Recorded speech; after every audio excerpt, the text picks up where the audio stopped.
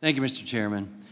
You know, poverty is said to exist when people lack the means to satisfy their own basic needs. That is the circumstance of every child ever born. So in reality, no one is really out of poverty until they can function independently to satisfy their own basic needs.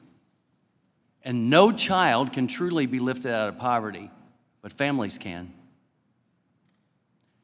Mr. Underhill is an example of that. And I thank you for the words that you shared with Mr. LaHood. It was spot on. If you're permanently depending on assistance, you are technically not out of poverty.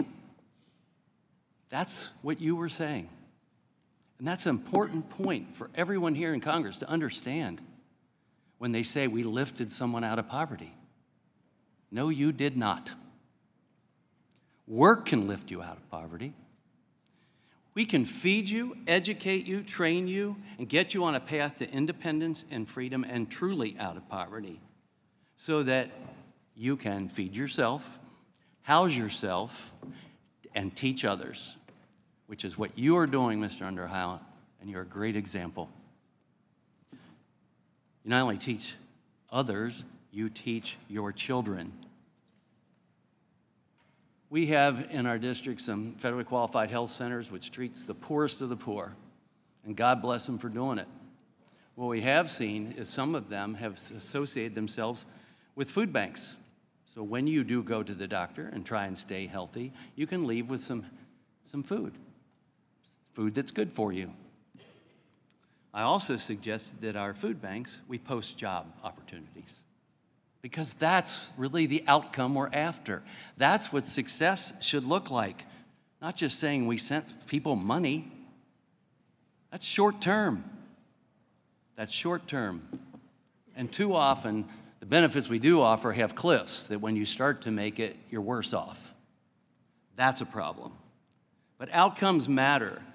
And you know, I'm proud to lead the Reduce Duplication and Improve Access to Work Act with my colleague, Representative Smucker, because this legislation would address the silos we see in federal programs by allowing states the flexibility to braid TANF and WIOA funds together, WIOA meaning the Workforce Innovation Opportunity Act. That's the final step in the process of truly lifting people out of poverty.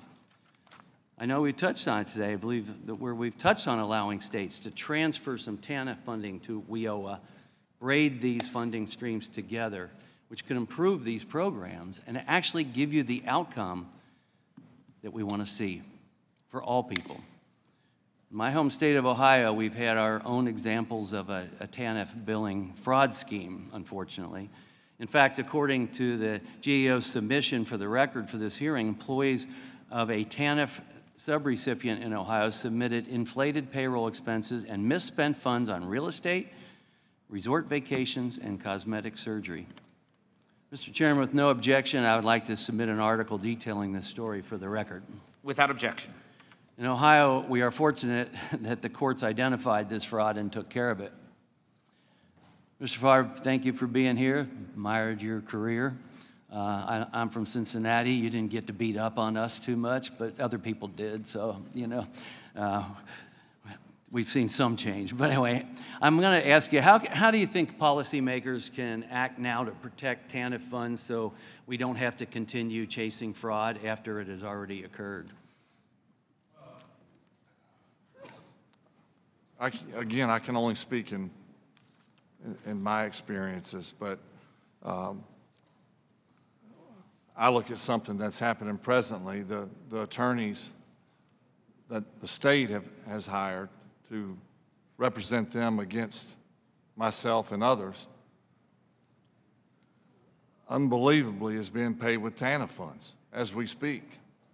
And I mean, if that's got to stop. You know, I mean, this has been a 3 or 4 year saga for me in the state of Mississippi. And as much attention has been garnered our way, you would think that we would have this resolved by now. But yet, here we are. And I'm not smart enough to figure out what needs to be done in a lot of areas of TANF, but I know the senseless use of TANF funds for things that they're not intended for has to stop. I think we immediately. we need a few more people with a conscience. Thank you. Yeah. Yield back.